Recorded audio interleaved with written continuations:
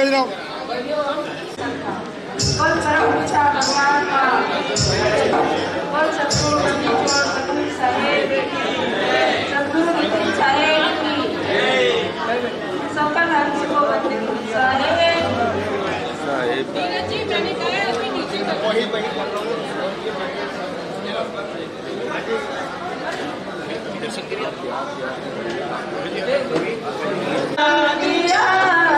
जनाब।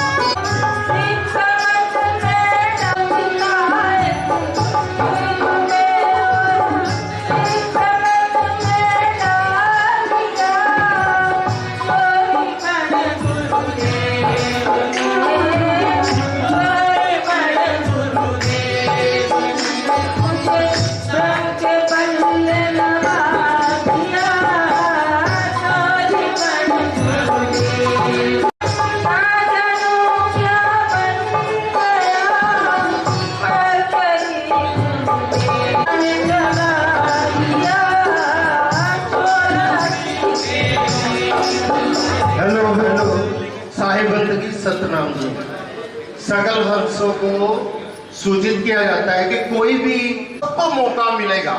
जैसे आप लोगों को सबको नीचे भी हमने बोला था कि सबको मौका मिलेगा, आप अपनी श्रद्धा से मत्था टेक सकते हो, लेकिन आपने अब किसी ने वो उठ के नहीं आना। के जाए जो हरियाणा से भगत आए हुए हैं वो मुझ कालूदास छोटे भाई अपने कालूदास से मिलके जाएं जरूर। हरियाणा वाले जितने भी भगत भाई आए हुए वो मुझसे जरूर मिलके जाएं। और अब पहली दीक्षा होगी।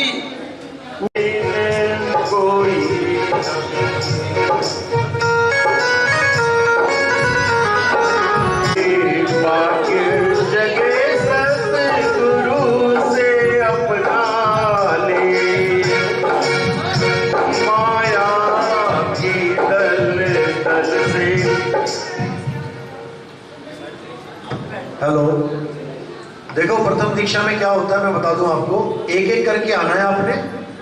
सबसे पहले चरणामृत लेना है, उसके बाद सामने बैठ जाना है।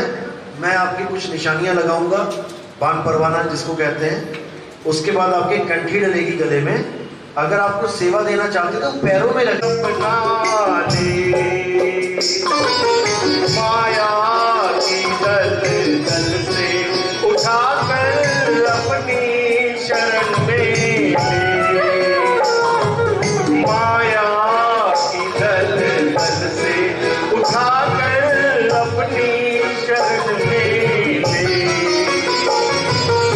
जो नश्वर है उससे प्राणी में कोई न जगत में गुरु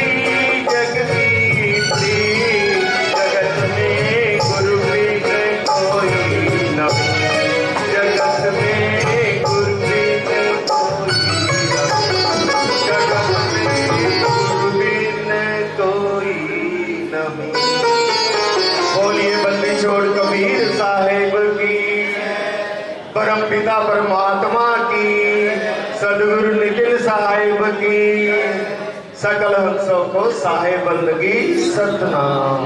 तंबाकू खाते हैं, अभी नाम मत लेना, तंबाकू जर्दा बीड़ी पान मसाला। नाम सुनो कासे किया जिसने भव से पार। बोले गुरु जी महाराज की, बोले परम पिता परमेश्वर की, ये सतगुरु में तेरी पतंग हवा विच उड़दी जावांगी। साया डोर हथों छड्डी ना मैं कटदी जावांगी।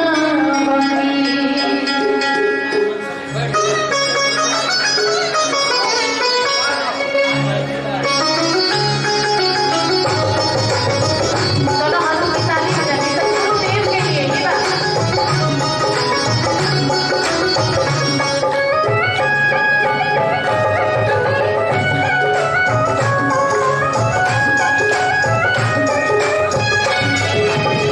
ओ सतगुरु में तेरी पतंग, ओ सतगुरु में तेरी पतंग हवा विच उड़दी जावांगी।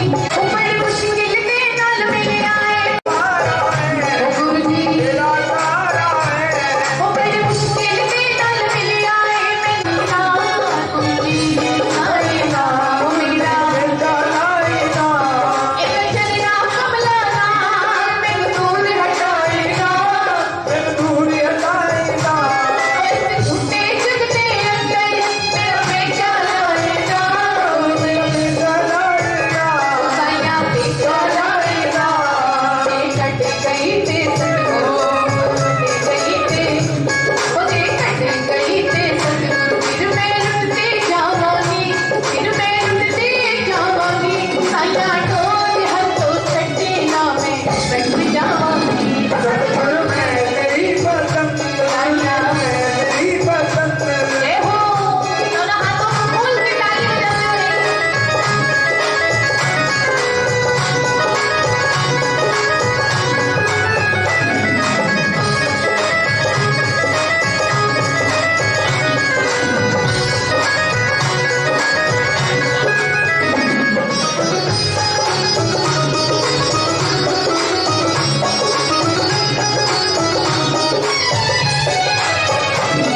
अजी बलिया को मांगे मैं तेरे गाने नाम साया।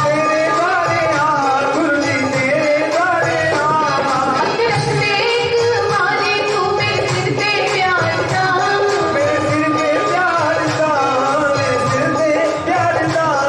ये जन्म मरण के घेरे,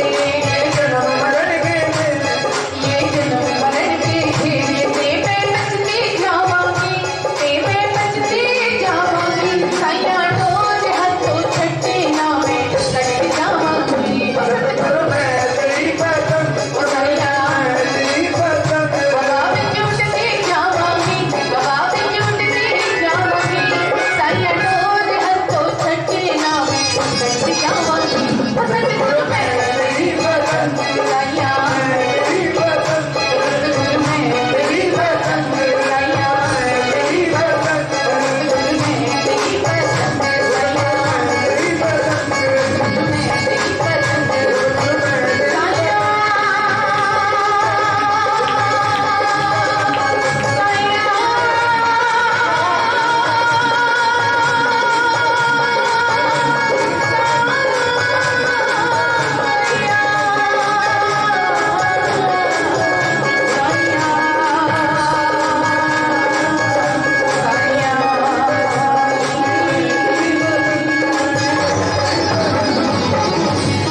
बोले परम पिता परमेश्वर की, बोले सतगुरु गुरु जी महाराज की।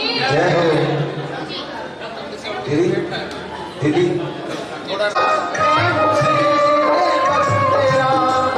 आसरा बस मुझे सतगुरु जी तेरा।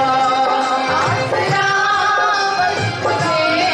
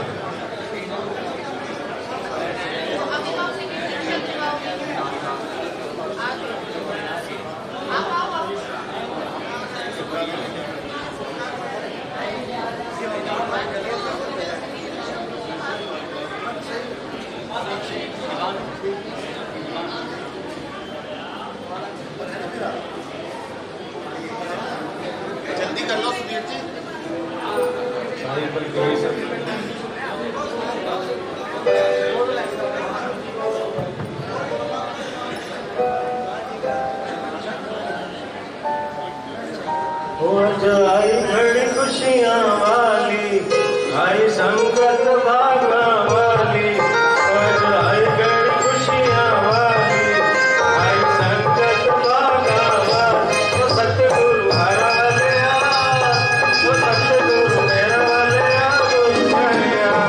आज आई गई खुशियाँ वाली, आई संकट भागना वाली, वो सतगुरु हरा वाले आ, वो सतगुरु मेरा वाले आ, गुरु मेरा।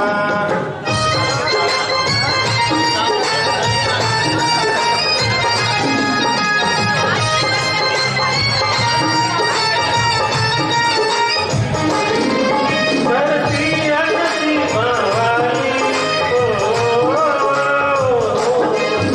धरती अगती बावाली, धरती अगती बावाली। जिंदे तू सड़ीरा डाले आ, जिंदे तू सड़ीरा डाले आ, गुरु मेरा।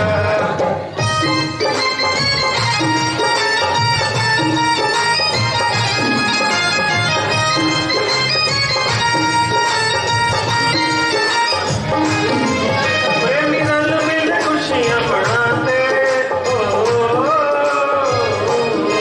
प्रेमी रल मिल खुशियाँ मनाते, प्रेमी रल मिल खुशियाँ मनाते। कि अर्शा तो रब आ गया, ओ अर्शा तो रब आ गया, गुरु मेरा।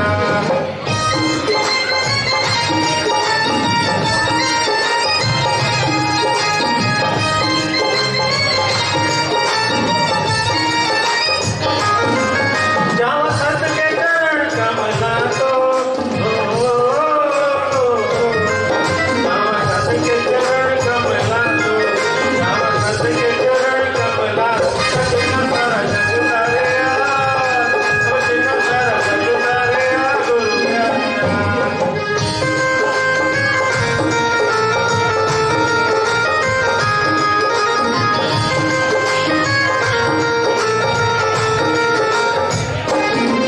तेरा देश दुरानी साहिबा, तेरा देश दुरानी साहिबा, तेरा देश दुरानी साहिबा। तेरे नाल प्यार हो गया, तेरे नाल प्यार हो गया, गुरु मेरा।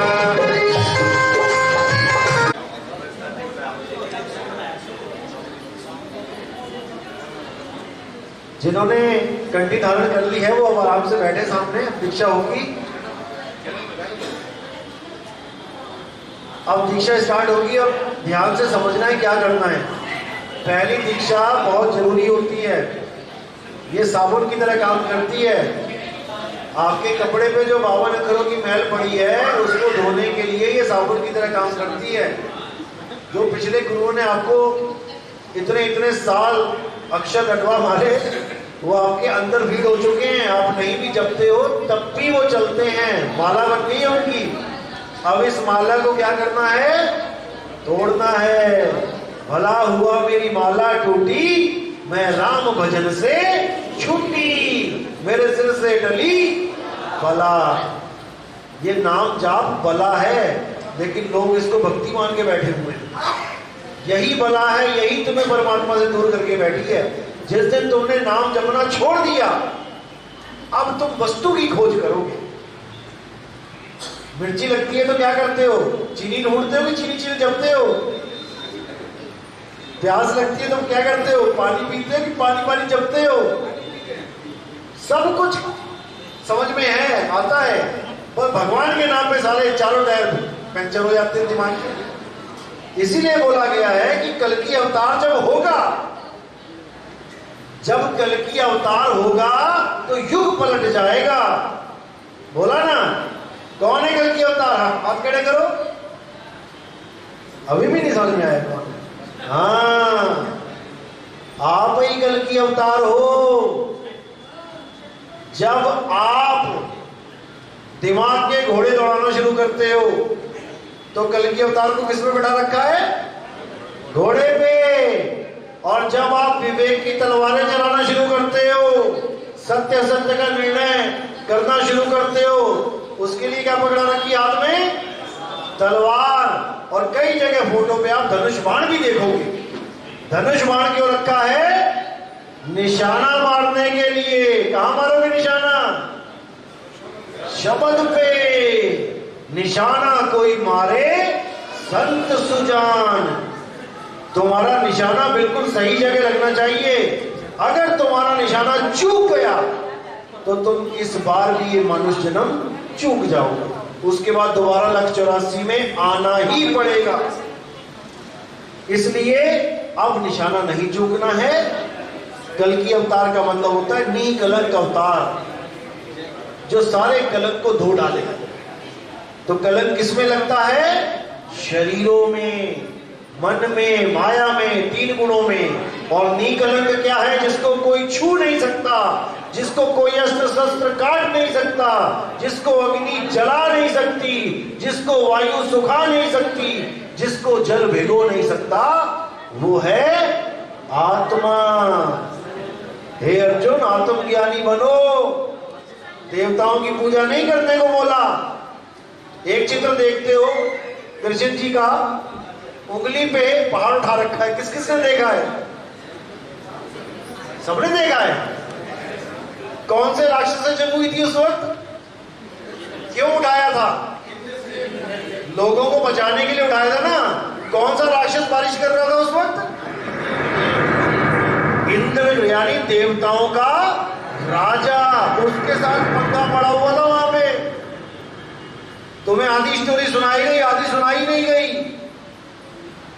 जो लोग देवी देवताओं की पूजा करते थे, देवी देवताओं के राजा की पूजा करते थे, उनको मना किया कृष्ण जी ने, नहीं पूजना इनको। अध्याय 7 पढ़ो गीता में। किस किसने पढ़ा है? हाथ खड़े करो। देवी देवताओं की पूजा करने वाले को क्या बोला है? मना करा है। लेकिन कोई नहीं बता रहा तुम्हें। क्यों?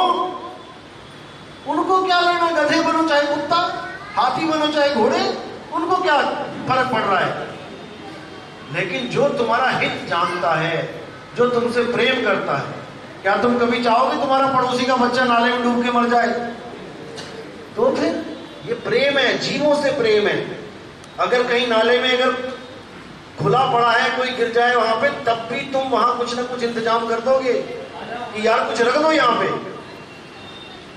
जीवों से प्रेम है। तो गीता में जो लिखा है वो सच लिखा है कि झूठ लिखा है? सच लिखा है। इस दुनिया में ऐसा कोई नहीं जो गीता के ज्ञान को काट दे।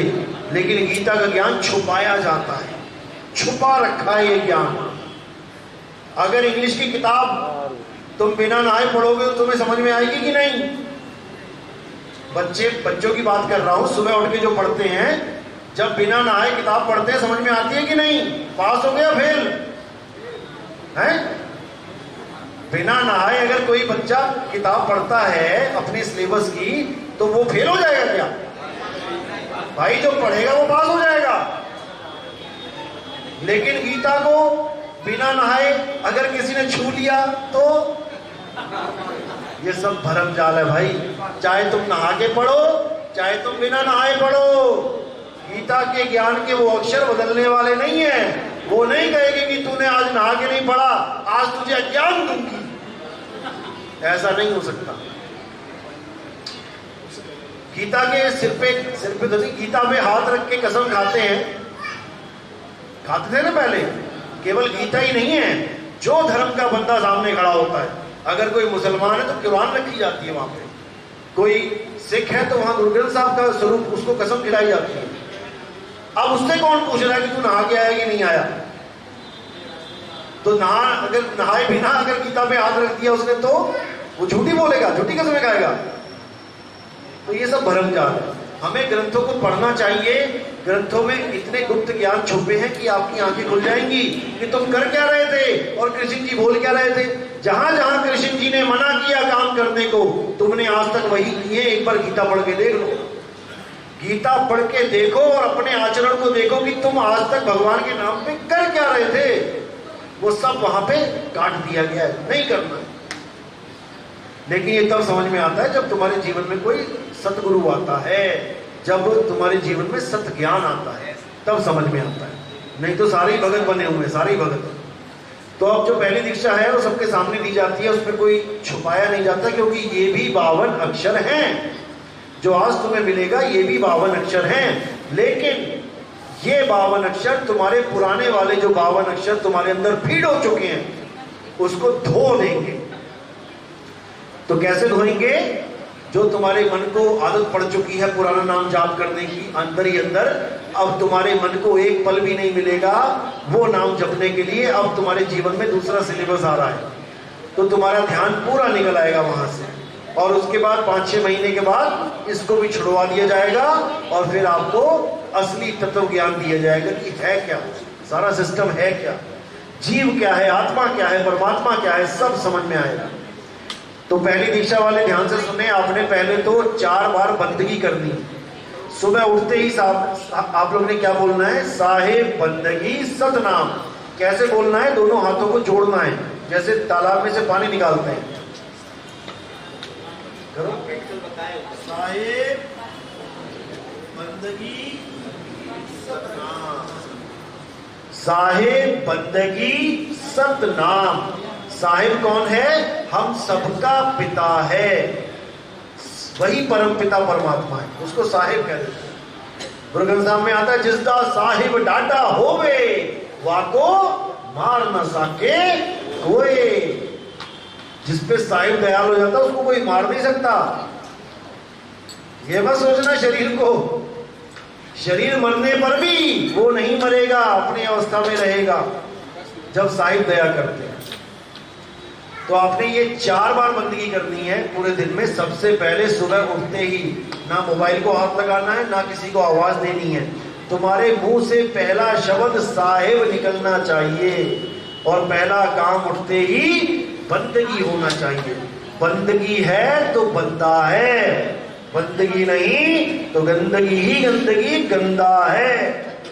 तो सबसे पहले सुबह उठते ही साहिब बंदगी सतनाम, उसके बाद नहाने के बाद साहिब बंदगी सतनाम, उसके बाद भोजन से पहले साहिब बंदगी सतनाम, और फिर रात में सोने से पहले साहिब बंदगी सतनाम। दिन में 2 बार नहाते हो तो 2 बार करना पड़ेगा, 1 बार अब 1 बार बाद। दिन में 3 टाइम भोजन करते हो तो 3 बार करना पड़ेगा, सुबह दोपहर शाम 1-1 बार। सोने से पहले साहिब बंदगी। ये 4 बार बंदगी आपने करनी है। नाम क्या जपना है? अब बोलो जय गुरु, जय बंदी छोड़, जय साहिब सतनाम, साहिब बंदगी। इसके मतलब समझ लो, ये 5 नाम देखने में 5 हैं, लेकिन ये एक ही के 5 नाम हैं। ये भी इसलिए दिए गए हैं ताकि तुम्हारा दिमाग इन 5 को बार बार याद करने में लगे। जब इसमें लगेगा तो पीछे वाला छूटेगा। जय गुरु यानी उस गुरु की जय जो सारे जगत का गुरु है, केवल हिंदुओं का, मुसलमानों का, सिखों का, ईसाई का नहीं, वो सबका गुरु है। नर नारी और कीट पतंगा सारे शब्द सब ही के संगा। वो सबका गुरु, वो शब्द गुरु है। जय गुरु जय बंदी छोड़, वही बंधनों से छुड़ाने। बाप से आया है, उसका भी बाप बैठा है। जय गुरु जय बंदी छोड़, जय साहेब सतनाम, उसी का नाम सत्य है। परमात्मा ही सत्य है, उसका नाम सत्य है। साहेब बंदगी, उसकी हम साहेब की बंदगी करते हैं। ये 5 नाम आपने जपने हैं। जो जिनके पास मोबाइल है फोटो खींच लो, जिसके पास मोबाइल नहीं है फोटो खींचने वाला वो हाथ खड़े कर दो।